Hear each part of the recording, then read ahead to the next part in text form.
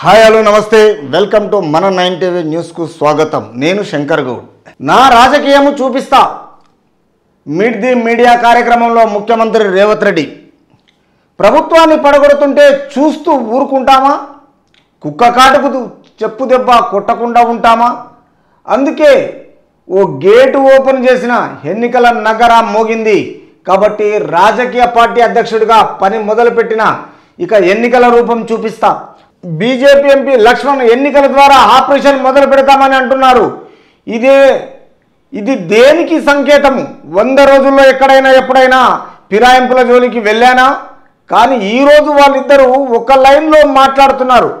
So దీన్ని బట్టి రేవంత్ రెడ్డి ఏమంటున్నారంటే, అధికార పార్టీలో నేను వచ్చి 3 నెలలు కాకుండా నా పార్టీని పడగొడతాము, ప్రజలలో వ్యతిరేకత తీసుకొస్తాము, అవిశ్వాస తీర్మానం పెడతారు అని నానా రకాల బెదిరింపు కాల్స్ వచ్చాయి. ఎందుకంటే గత ప్రభుత్వం బీఆర్ఎస్కి వెళ్ళి కేసీఆర్ అండ్ హరీష్ రావు, కేటీఆర్ తర్వాత ఖజానా ఖాళీ చేసింది కాక నా పార్టీని పడగొడతాము, అసలు ఎలా చేస్తాడు, మేనిఫెస్టో రిలీజ్ చేయడానికి అసలు అవకాశమే లేదు, కాంగ్రెస్లో ₹1 లేకుండా 3 నెలల్లో మొత్తము ఇచ్చిన మేనిఫెస్టోను రిలీజ్ చేసి ఈరోజు ఏమంటున్నాడంటే ఉన్న 39 సీట్లలో ఒక గేటు ఓపెన్ చేసి అందరిని తీసుకుంటా, ఇక నేనేందో చూపిస్తా, ఇప్పుడు మొదలు పెడతా అని రేవంత్ సర్కార్ చెప్పడం జరుగుతుంది.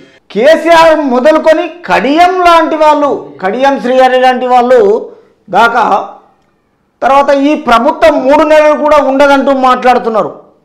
ఇప్పుడు ఒకటే స్కూల్లో తెలుగుదేశం ప్రభుత్వంలో కడియం శ్రీహరి, రేవంత్ రెడ్డి చేశారు.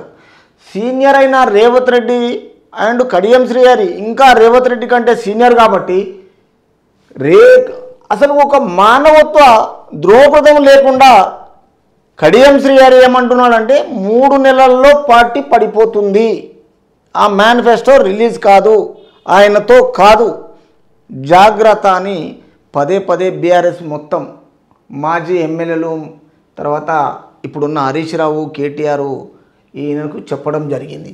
ఎందుకంటే అధికార పార్టీ మళ్ళా తిరిగి మాకే రావాలి, పార్టీని మేము పడగొడతామనే ఆశలో ఉండి రేవంత్ రెడ్డిని పదే విమర్శించడం జరిగింది.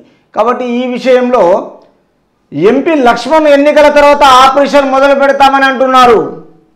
భారతీయ జనతా పార్టీలో ఇంతకుముందు గత ప్రభుత్వాల వల్ల 1 సీటు ఉండే, 1 సీట్లు పోయి 8 సీట్లు వచ్చినాయి. కాబట్టి వీళ్ళకు 60 సీట్లు రావాలంటే 8 సీట్లతోటి ఇంకా 52 సీట్లు కావాలి వీళ్ళకు.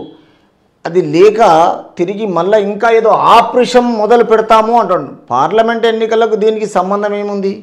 రేపు నువ్వు బీఆర్ఎస్లో 39 మంది తీసుకోవాలన్నా అందులో గేట్ ఓపెన్ చేసి అందరినీ తీసుకున్నాడు. ఇప్పుడు అందరు వస్తూ ఉంటారు కాంగ్రెస్లకు, అప్పుడు బీఆర్ఎస్ ఖాళీ అయిపోతుంది. నీకు ఎవరు సపోర్ట్ చేస్తాడని అంటే లక్ష్మణ్కి అవగాహన లేకుండా మిడిమిడి జ్ఞానంతో మాట్లాడుతున్నాడు లక్ష్మణ్.